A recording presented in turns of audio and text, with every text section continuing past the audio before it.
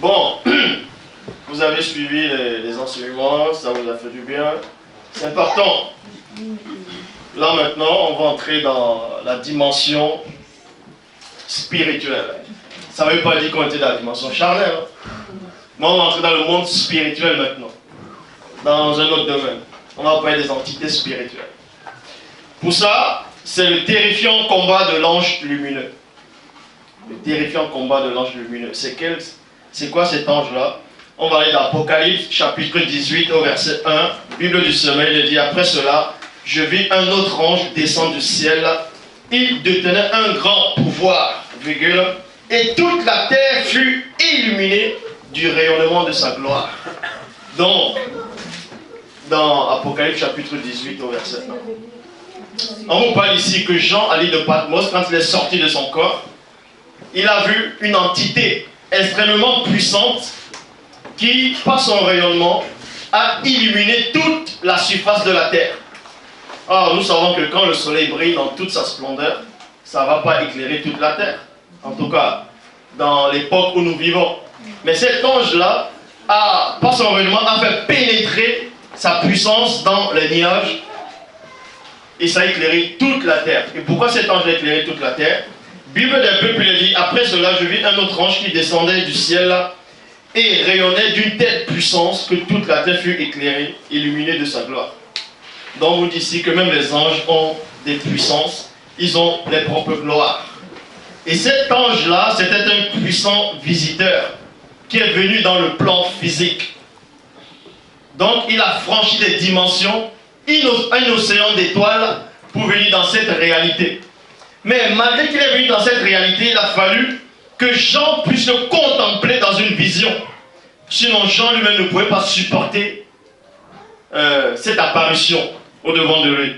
Dans la Bible Chouraki, il est dit: il a une grande puissance. Psaume 18 au verset 10, traduction avec crampon, il est dit: il a baissé les cieux. Donc quand cet ange est descendu, il a baissé les cieux. On ne dit pas ici qu'il a baissé le ciel, mais les cieux. Parce que voici, les cieux des cieux ne peuvent contenir le divin. Et les anges aussi, quand ils viennent dans ce monde, ils prennent votre apparence, ils prennent votre taille pour mieux vous parler, pour que vous puissiez les voir. En tout cas, ceux qui peuvent voir les entités spirituelles, bien entendu. Donc, on va vous expliquer comment cet ange-là est descendu et qu'est-ce qu'il est venu faire réellement sur la terre. Donc, je repars dans Apocalypse chapitre 18 au verset 1, Bible des peuples. Après cela, je vis un ange qui descendait du ciel et rayonnait d'une telle puissance que toute la terre fut illuminée de sa gloire. Psaume 18 au verset 10. Il abaissa les cieux et descendit. Une sombre nuée plutôt était sous ses pieds. On vous montre comment ça descend. En gros, il n'a pas connu le déploiement. Il est juste descendu. Et Ésaïe chapitre 60 au verset 1, lu seconde 1910. Lève-toi et sois éclairé car ta lumière arrive et la gloire de l'Oba se lève sur toi. Donc, cet ange-là est venu pour délivrer le peuple qui était plongé dans les ténèbres, dans l'obscurité. C'est ça qu'on vous dit ici dans Ésaïe chapitre 60 verset 1. Lève-toi, sois éclairé car ta lumière arrive. Cet ange-là descendait déjà parce que pour libérer quelqu'un des ténèbres, il faut déjà que toi, premièrement, tu puisses dominer les ténèbres, que tu puisses être lumière. Parce que les ténèbres ne vont pas délivrer celui qui est dans les ténèbres. Il faut, pour délivrer quelqu'un qui est dans les ténèbres, il faut que toi-même tu sois lumière. Donc, lève-toi et sois éclairé. Donc, quand cet ange-là descendait, il s'adressait déjà à ceux qui étaient initiés, à ceux qui étaient connectés déjà, à ceux qui subissaient déjà le joug du jadis. Et sois éclairé car ta lumière arrive. Pendant que cet ange-là descend, il a fallu que ceux qui sont d'abord initiés puissent voir d'abord cet ange-là. C'est pour ça que l'ange a été vu par Jean. Parce que Jean était déjà devenu une lumière. Comme le Christ lui-même dit, vous êtes la lumière du monde. Et Jean avait vu cet ange-là, mais sauf que ceux qui vivaient dans les ténèbres n'avaient pas encore vu cet ange-là. Et la gloire de l'homme se lève sur toi. Matthieu chapitre 4, verset 16. Ce peuple assis dans les ténèbres a vu une grande lumière. Et sur ceux qui étaient assis dans la région de l'homme de la mort, une lumière s'est élevée. Vous voyez, est-ce que vous comprenez? Donc quand vous vivez dans les ténèbres, ça symbolise quoi? Les mauvaises choses, les murmures, les mauvaises pensées, le congossa, bref, tout ce qui ne plaît pas au divin, tout ce qui empêche que vous puissiez accéder à la connaissance absolue, c'est-à-dire au mystère de la fusion. Et ce peuple-là, qui est ce peuple-là aussi devant vous, sont en train de voir la grande lumière par la parole. Et cet ange-là a dégagé sa lumière par son rayonnement, a éclairé toute la terre. Parce que le but de Dieu, c'est pas que l'homme puisse mourir, c'est pour que le peuple puisse être sauvé. Donc en cela, il va éclairer toute la terre. La chance n'existe pas, mais Dieu fait grâce. Il donne sa lumière à toute la terre, de même qu'il fait pleuvoir sur les bons et sur les mauvais. Donc l'ange doit illuminer toute la terre pour tous ceux qui vont recevoir cette grâce-là. Cette lumière vienne vers cette lumière-là. Ésaïe chapitre 60 au verset 19. Ce ne sera plus le soleil qui t'éclairera de lumière pendant le jour, ni la lune qui t'éclairera de sa quoi? De sa lueur. Donc vous apprenez ici dans Ésaïe chapitre 24 au verset 23. Ésaïe 24 au verset 23, il est dit: la lune sera couverte de honte et le soleil de confusion. Mais on ne parle pas de ce soleil qui représente les deux théories du mystère de l'homme, du début de la Genèse, c'est-à-dire de l'origine cosmogonique. Mais ce soleil-là représente ici, dans cet enseignement, d'autres formes d'entités. Parce que le soleil, les gens ont besoin du soleil, et le soleil dans la Grèce antique représentait qui? Quel faux Dieu? C'est quel faux Dieu qui portait le soleil? C'était qui? Dans la mythologie grecque. Non. C'était qui portait le soleil sur le char? Apollon. Donc, on vous montre ici, la lune sera couverte de honte et le soleil de confusion. Pourquoi? Parce que dans Ésaïe chapitre 60 au verset 19, il est dit: ce ne sera plus le soleil qui te servira de lumière pendant le jour. Parce que cet ange-là vient, ce messager vient, ce visiteur puissant, il entre dans cette réalité-ci pour éclairer le peuple de Dieu. En cela, on dit dans Job, chapitre 34, au verset 22, il n'y aura ni ténèbres, ni ombre de la mort, où puissent se cacher ceux qui commettent l'iniquité. C'est en cela où, dans Apocalypse, chapitre 18, au verset 1, cet ange-là a éclairé toute la terre. Comme ça, quand tu commets le péché, quand tu commets le mal, quand tu commets l'iniquité dans les ténèbres, la lumière va te surprendre. En cela, quand la lumière te surprend, tu n'as plus envie de commettre l'iniquité. En gros, on te dit: repens-toi. Là, c'est l'ange qui éclaire. Et dans Hébreux chapitre 4, verset 13, nulle créature n'est cachée devant lui, mais tous sont en nu et à découvert aux yeux de celui à qui nous devons rendre compte. Parce que cet ange-là livrait déjà un combat terrifiant. Jérémie chapitre 16, au verset 17, car mes yeux sont tentatifs à toute leur voix.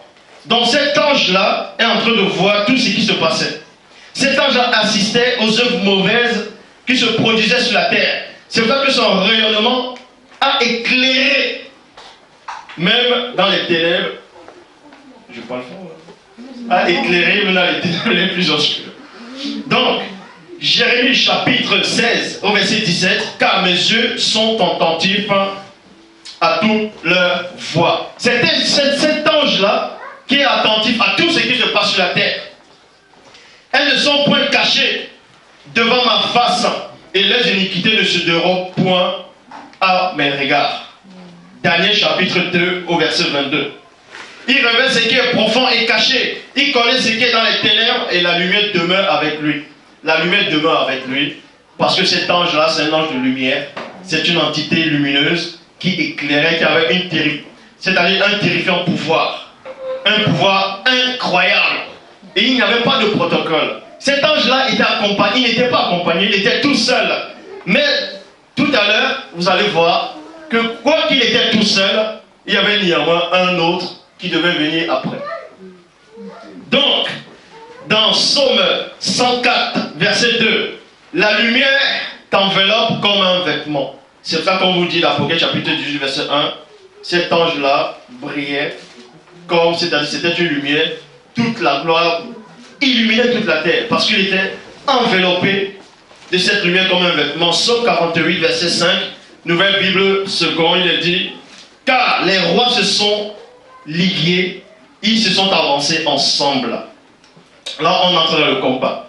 Voilà ce qui se passe dans le véritable combat spirituel.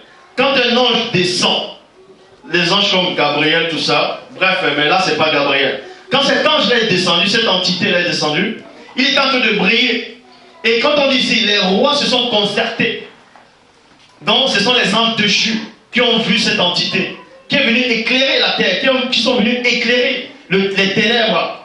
Et eux, ils n'ont pas, ils étaient contents. Donc, ils ont fait une sorte de briefing pour aller d'abord connaître quelle est cette entité-là. C'est quoi cette entité qui éclaire toute la terre? C'est qui cette entité? Donc, pour ça, ils vont se concerter ici. On dit dans Psaume 48, au verset 6, Bible des peuples, à peine, à peine l'ont-ils vu qu'ils restent stupéfaits. Quand ils ont vu l'entité, ils étaient là stupéfaits. La bataille n'a même pas commencé. Ils ont pris panique. Ils sont fuis. Psaume 48, verset 7, Bible seconde 21.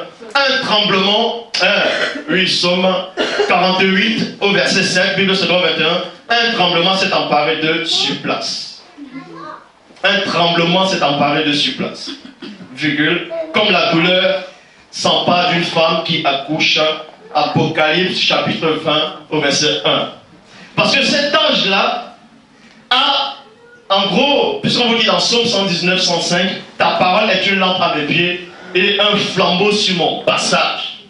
Et on vous dit qu'il y a toujours un guide, l'ange de Dieu campe autour de ceux qui le craignent. Cet ange-là est venu éclairer la terre, est venu faire en sorte que l'homme sorte des ténèbres. Et derrière, quand il a fini sa mission, les entités qui travaillent avec Satan, quand ils ont vu l'ange lumineux, derrière, ils ont vu une autre entité qui est venue après. C'est en cela on va à l'Apocalypse chapitre 20 au verset 1 qui dit, après cela, je vis descendre du ciel un ange qui avait la clé de l'abîme et une grande chaîne dans sa main. Quand ils ont vu cet ange, ils ont dit, oh, le tremblement les a saisis. Parce que Christ est sur la terre, les démons disent, c'est-à-dire, ils ne voulaient pas qu'on les jette dans l'abîme. En gros, ils ont supplié, nous en va pas dans l'abîme, on va nous plutôt ailleurs. Mais quand ils ont vu l'entité même qui a le contrôle de l'abîme, ils ont dit, oh, le tremblement les a saisis. Ils ont pris la fuite. Mais il y a un qui n'a pas pris la fuite. Le jadis n'a pas pris la fuite. Il n'a pas pris la fuite, les autres ont pris la fuite. C'est ça qu'on dit dans l'Apocalypse chapitre 20, verset 2, Bible, parole de vie. Il saisit le dragon, parce que le dragon n'a pas fui. Le dragon l'a sous-estimé. Parce qu'il a dit, je frapperai le berger, les brebis seront dispersées. Et vu que Satan ne veut pas, il veut rester en tant que berger dans son truc pour ne pas fuir. Mais sauf que ces brebis ont pris la fuite et ils ont le choc maintenant. Il saisit le grand dragon, le serpent ancien qui est le diable et Satan et l'enchaînant pour 1000 ans. Verset 3, Bible seconde 21. Et le jeta dans l'abîme, il ferma et c'est là l'entrée de dessus de lui, pour qu'il n'égare plus les nations jusqu'à ce que les 1000 ans soient accomplis. Après cela, il faut qu'il soit relâché un peu de temps. Apocalypse chapitre 9 au verset 11, il est dit, elles ont comme roi l'ange de l'abîme. Il se nomme en hébreu Abandon et en grec Apollyon, c'est-à-dire le destructeur. Cet ange-là est connu sous le nom du destructeur. Parce qu'il y a plusieurs destructeurs. Mais lui était spécial. Il était spécial. Traduction Abbé Filion, il est dit, elle avait pour roi, au-dessus d'elle, l'ange de l'abîme, appelé en hébreu Abandon et en grec Apollyon, et en latin l'exterminateur. Donc son rôle c'était d'exterminer, éradiquer les ténèbres. Donc prendre les gens, les mettre dans la Bible. Et quand les autres anges ont vu ça, ils ont pris la fuite. Ils n'ont pas essayé de dire, attends, il vient de... Non. Ils ont pris la fuite d'un coup. Donc, Apocalypse chapitre 9, comme je lis, Apocalypse chapitre 9 au verset 1, traduction écuménique de la Bible, il dit, le cinquième ange fit sonner la trompette. Le cinquième ange fit sonner de la trompette, je vis une étoile précipitée.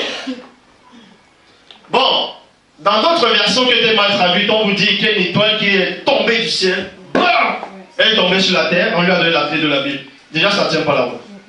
Depuis quand une étoile va tomber, tomber c'est synonyme de chute. Si tu chutes, on ne va pas te donner les clés de la Bible.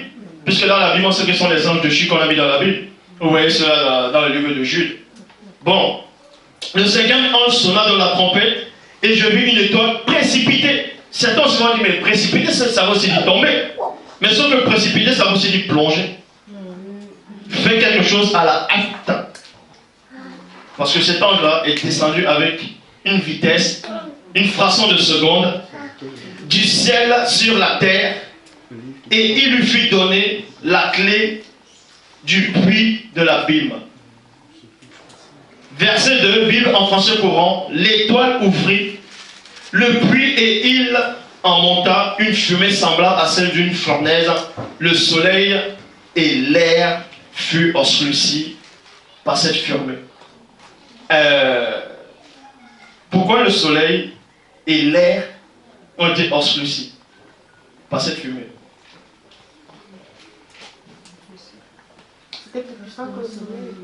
Comment? Mais pourquoi on parle de l'air? Les esprits de l'air. Dans 2. Donc, il faut obscurcir d'abord même l'air, l'atmosphère où ces esprits-là résident. On obscurcit ici, c'est quoi? Ça symbolise quoi? Les ténèbres. Ça veut dire que les anges lumineux, en tout cas cette espèce d'ange-là d'entité, pour combattre le mal, pour combattre les ténèbres, il fait d'abord apparaître d'autres ténèbres qui sont plus noires que les autres ténèbres. Parce que selon la Bible, on dit que Dieu se cache dans l'obscurité. Mais on sait que Dieu ne peut pas se cacher quelque part, puisque rien ne le contient. C'est une métaphore. Mais ici, on vous apprend que l'air est obscurci. En cela, la baston commence. Apocalypse chapitre 9 au verset 2. Bible en français courant, l'étoile ouvrit, comme j'ai lu, l'étoile ouvrit et il monta une fumée semblable à celle d'une fournaise, le soleil et l'air fut obscurci par cette fumée. Verset 3, Bible des peuples, de cette fumée.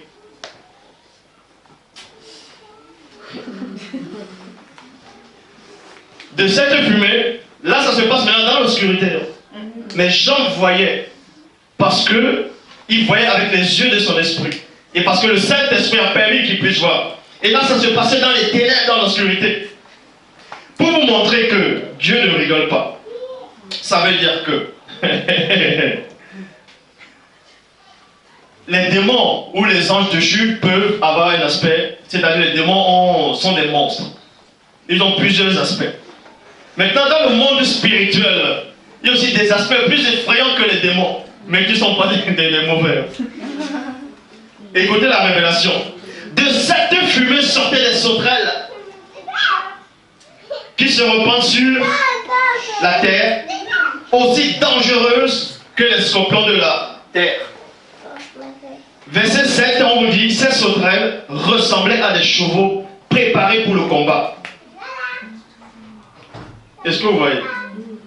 Si on fait 1000 ans, en faisant 2000. Ressemblaient à des chevaux pour le combat. Ils avaient sur les têtes comme des couronnes semblables à de l'or. Et les visages étaient comme des visages d'hommes. Vous avez déjà vu des sauterelles qui sont comme des chevaux, comme sont comme des... C'est encore quoi ça? Si vous les voyez, vous pensez que ce sont des démons. Donc, dans l'esprit de l'air, les esprits de l'air, on va obscurcir, et maintenant de cette fumée, ces entités-là vont apparaître. Ce sont des hybrides. Parce que ce sont des métaphores, on parle avec des images. Mais derrière, c'est un combat qui devait s'apprêter. En cela, il est dit dans Job 26, au verset 6, devant lui, le séjour des morts est nu, la Bible n'a point de voile. Luc 8, 31, Bible du semeur, ces démons suppliaient Christ de ne pas les ordonner d'aller dans la Bible. Parce qu'on sait ce qui sort de cette Bible, de cette Bible. En tout cas de l'obscurité, de cette fumée-là. 2 Pierre 2, 4. Car si Dieu n'a pas épargné les anges qui ont péché, mais s'il les a précipités dans les abîmes de ténèbres et les réservés pour le jugement. Les anges ont peur de ce qu'il y a dans l'abîme. Parce qu'il y a des entités qui gardent l'abîme. Et eux, ils sont différents des autres entités. En gros, ce sont les gardiens du puits sans fond. C'est en cela où, même le monde scientifique, quand ils essayent de voir, bon, je vais prendre l'exemple, sur le film hollywoodien, bon, pas hollywoodien, mais je crois franco-français, américain, tout, sur Lucie. On fait croire que Lucie, elle atteint 100% de son cerveau et qu'elle est devenue soi-disant les faux dieux. Mais j'ai rigolé à la fin parce que quand elle arrive soi-disant à 100%, on montre comment le Big Bang commence. Et après, avant le Big Bang, on montre l'obscurité. Et là, ça s'arrête. On ne peut pas savoir ce qu'il y a après l'obscurité. Alors, on vous dit ici, là, 16 entités, ils protègent le puits sans fond. Parce qu'ils se cachent aussi derrière l'obscurité. Sans cela, on dit que l'Esprit de Dieu se mouvait au-dessus des dons de l'obscurité. En cela, derrière l'obscurité, l'homme ne sait plus ce qu'il y a de l'autre côté. Parce qu'il y a des gardiens, on les appelle les gardiens de la mémoire. Je crois que je parle trop là.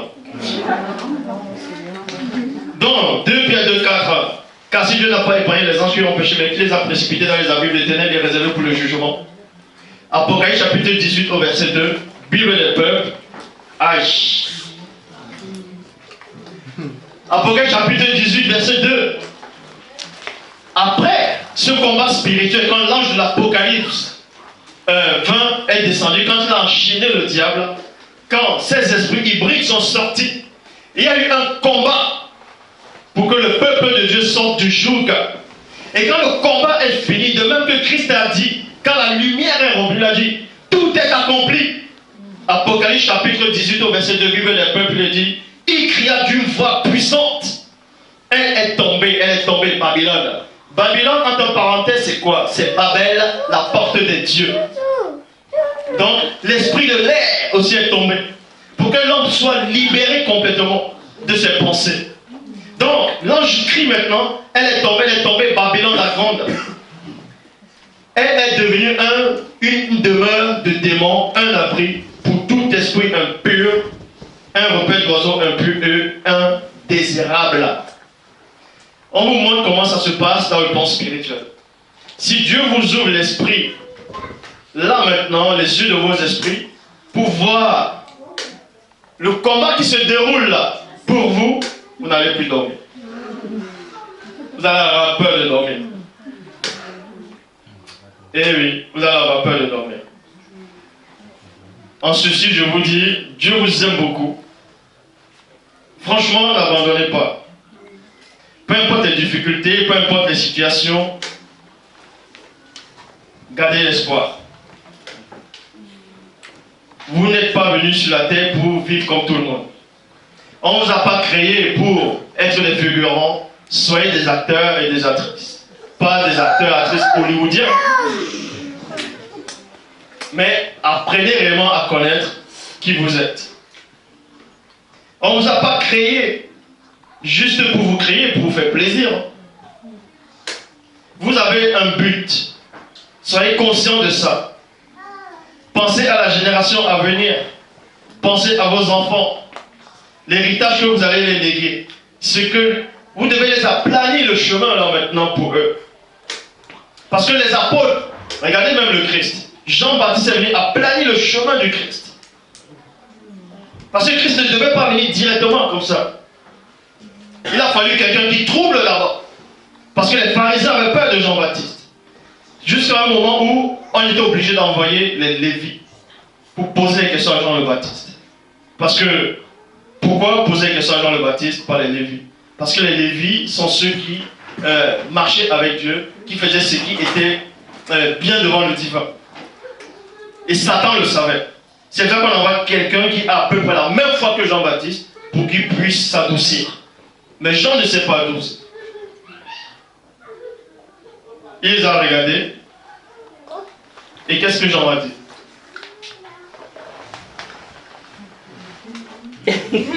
Néanmoins, par courtoisie, il a répondu, je ne suis pas le prophète, je ne suis pas Élie, je ne suis pas... Il a néanmoins prononcé un passage. Donc, allez les dire ça.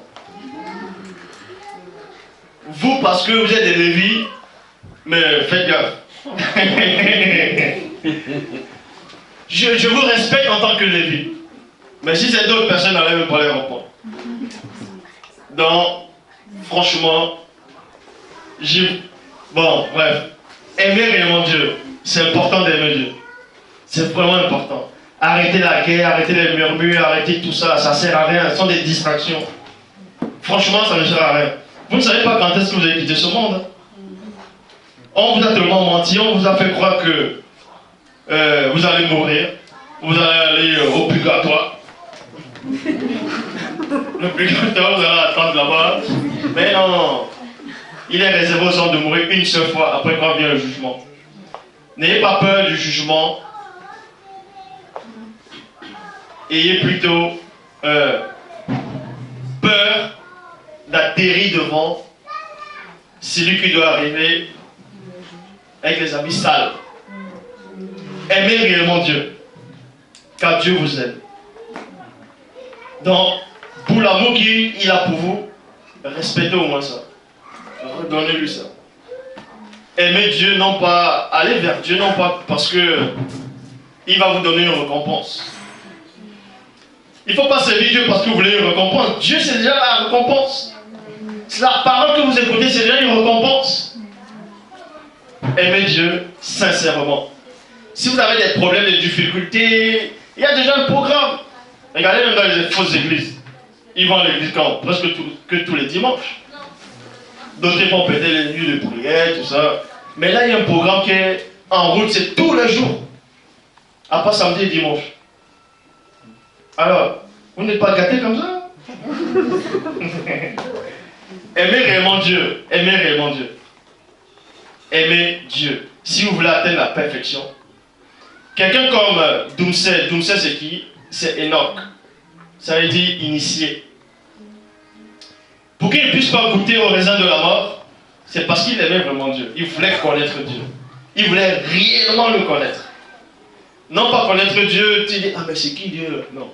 Il voulait le connaître parce qu'il a vu la création, il a dit, c'est beau. Ah, celui qui a créé ça, j'ai envie de le voir parce qu'il m'a donné l'être, le mouvement. Il m'a donné le choix, le libre arbitre. Pour ça, même si je ne le vois pas, je veux, à cause de lui, je vais éviter le péché. Et Christ aussi a dit à ses apôtres, en tout cas par la prière au Père, je me sanctifie moi-même pour eux. Donc, à cause de vos enfants qui vont arriver, sanctifiez-vous. J'en ai terminé. Soit-il.